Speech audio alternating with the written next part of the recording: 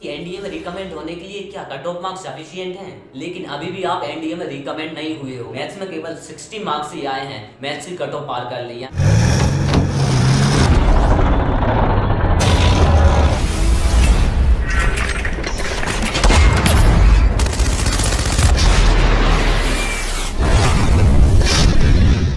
Hi everyone, this is Vishesh sir भैया। आज की वीडियो में हम बात कर रहे होंगे cut off scale in NDA. सबसे पहले हम बात करेंगे कि how many types of cut offs, यानी कि आपको एनडीए में रिकमेंड होने के लिए कौन कौन सी कट ऑफ्स को पार करना पड़ेगा। सेकेंड, हम बात करेंगे कि क्या कट ऑफ मार्क्स सफिशिएंट रहते हैं एनडीए में रिकमेंड होने के लिए। और थर्ड, आपके जितने भी कट ऑफ रिलेटेड डाउट हैं उस सारों के ऊपर हम बात कर रहे होंगे। तो सबसे पहले देखते हैं how many types of cut offs in NDA. तो जैसा कि आपको पता है, हमें एनडीए में रिकमेंड होने के लिए सबसे पहले रिटन एग्जाम क्लियर करना पड़ता है। रिटन एग्जाम क्लियर करने के बाद हमें एसएसबी इंटरव्यू देना पड़ता है। अगर आप दोनों क्लियर कर लेते हो तो आप एनडीए में रिकमेंड हो जाते हो। तो हमारा रिटन एग्जाम दो पार्ट में होता है, पहला मैथ्स वाला सेक्शन, दूसरा गेट वाला सेक्शन। आपको इन दोनों की कट ऑफ पार करने के लिए मिनिमम 25% मार्क्स लाना पड़ता है। ये 25% मार्क्स केवल आपको रिटन एग्जाम की सेक्शनल कट ऑफ पार करने के लिए चाहिए। इसके बाद आपको मैथ प्लस गेट की दोनों की मिलाकर एक और रिटन एग्जाम की ओवरऑल कट ऑफ बनती है। उसके बाद आपको वो क्लियर करना पड़ता है। उसके बाद आता है हमारा एसएसबी इंटरव्यू, जो कि 900 मार्क्स का रहता है। फिर हमें इसकी कट ऑफ पार करना पड़ती है, जो कि हर साल 360 के लगभग जाती है। अब रिटन और एसएसबी की इंडिविजुअल कट ऑफ पार करने के बाद अब हमें एक ओवरऑल कट ऑफ क्लियर करना पड़ती है, जो कि रिटन प्लस एसएसबी को मिलाकर बनती है। यदि आप रिटन प्लस एसएसबी की ओवरऑल कट ऑफ क्लियर कर लेते हो, उसके बाद बनती है आपकी मेरिट लिस्ट, जो कि अभी यूपीएससी ने रिलीज की है। लेकिन अभी भी आप एनडीए में रिकमेंड नहीं हुए हो। उसके बाद होता है आपका मेडिकल टेस्ट। अगर आप मेडिकल टेस्ट भी पार कर लेते हो तब जाकर आप एनडीए में रिकमेंड हो पाते हो।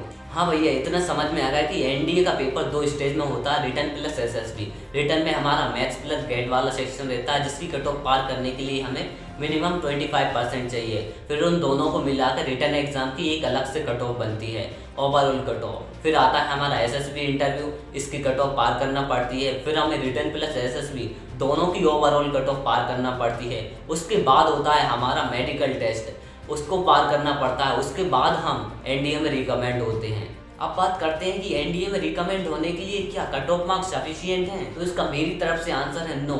एनडीए में रिकमेंड होने के लिए कट ऑफ मार्क्स सफिशिएंट नहीं रहते। मैं आपको दो स्लाइड दिखाऊंगा जिससे आपके ये डाउट बिल्कुल क्लियर हो जाएगा। तो आपको इस स्लाइड को ध्यान से देखना है। ये स्लाइड एनडीए सेकेंड 2022 की है, जो कि अभी यूपीएससी ने रिलीज की है। इसमें आपको फोर्थ कॉलम पे जाना, नंबर ऑफ रिकमेंडेड कैंडिडेट्स, यानी कि इस साल जिन भी बच्चों ने रिटन प्लस एसएसबी क्लियर करा है उनकी संख्या है 538। और हमारी वैकेंसीज कितनी रहती है एनडीए में?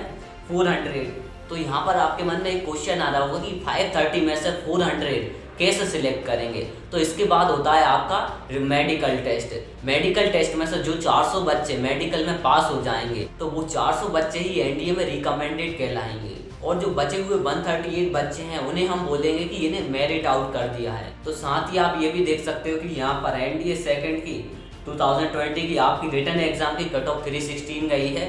आपको हर सब्जेक्ट में 20% मार्क्स ही लाना पड़े हैं, लेकिन हर बार 25% मार्क्स लाना पड़ता था। और हमारी रिटन प्लस एसएसबी की ओवरऑल कट ऑफ 678 गई है। यदि हम 678 में से 316 को माइनस कर दें तो हमारी एसएसबी की कट ऑफ आती है 362। इससे आप एक कट ऑफ का अंदाजा लगा सकते हो। आप सेकंड स्लाइड में देख सकते हो, ये एक बच्चे का रिजल्ट है जिसमें इसके मैथ्स में केवल 60 मार्क्स ही आए हैं, तभी इसने मैथ्स की कट ऑफ पार कर ली। यानी केवल 20% मार्क्स ही आए हैं और इसने मैथ्स की कट ऑफ पार कर ली। और इसके गेट वाले सेक्शन में 276 मार्क्स आए थे, इसके मार्क्स 316 से ज़्यादा हो रहे थे, इसलिए इसने रिटन की कट ऑफ पार कर ली। एसएसबी में ये कट ऑफ पार नहीं कर पाया। और मैं 2-3 साल से देख रहा हूँ कि जो बच्चे केवल कट ऑफ पार करते हैं वो उनमें से बहुत कम ही बच्चे रहते हैं जो एकेडमी तक पहुँच पाते हैं। तो ज़्यादातर बच्चे वो रहते हैं जिनके रिटन में 400 के ऊपर आ रहे हैं या 400 के लगभग आ रहे हैं, और एसएसबी में 400 के लगभग आ रहे हैं। तो यदि आपको एनडीए में सच में रिकमेंड होना है तो आपको कट ऑफ के बारे में बिल्कुल नहीं सोचना है। आप जितने मैक्सिमम मार्क्स स्कोर कर सको उतने करने की कोशिश करना है। और एनडीए में सीट्स लिमिटेड होने के कारण एनडीए में सिलेक्ट होने के बहुत कम चांसेस हो जाते हैं, इसलिए आपको कोशिश करना है कि जितने मैक्सिमम मार्क्स स्कोर कर सको उतने आप कर सको। अब हम लास्ट में कुछ डाउट्स देखते हैं। सबसे पहले है कि रिटन एग्जाम में कितने मार्क्स का टारगेट रखना चाहिए। तो यदि आप 400 का टारगेट रखते हैं तो बहुत अच्छा टारगेट है एनडीए में सिलेक्शन के लिए।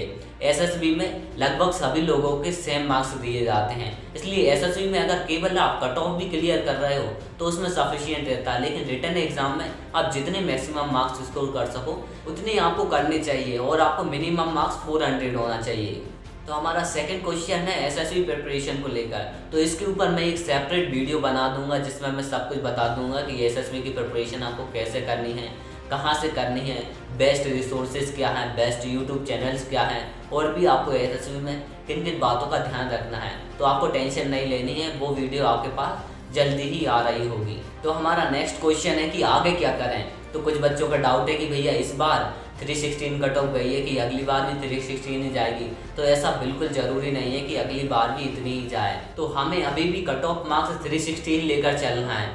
लेकिन यदि आपके पास अटेम्प्ट नहीं बचे हैं और यदि आपके पास 316 से ज़्यादा आ रहे हैं तो आपको एसएसबी पर ही फोकस करना चाहिए। लेकिन जिन बच्चों के 316 के थोड़े ज़्यादा आ रहे हैं लेकिन 360 से कम आ रहे हैं, उन बच्चों को अपने सेकंड सेशन के रिटन एग्जाम पर फोकस करना चाहिए, क्योंकि एसएसबी की डेट आते आते आपके सेकंड सेशन का रिटन एग्जाम है वो आ जाएगा, क्योंकि एसएसबी की डेट आने में बहुत ज़्यादा टाइम लगता है। और यदि आपके मार्क्स 360 से ऊपर आ रहे हैं और आपके पास अटेम्प्ट हैं तो आपको एसएसबी पर बहुत ज़्यादा फोकस करना है, उसके साथ थोड़ा थोड़ा आपको रिटन एग्जाम पर भी फोकस करना है। आई होप कि आपके कट ऑफ से रिलेटेड सारे डाउट क्लियर हो गए होंगे। और भी आपका कोई डाउट हो तो आप कमेंट बॉक्स में लिख देना।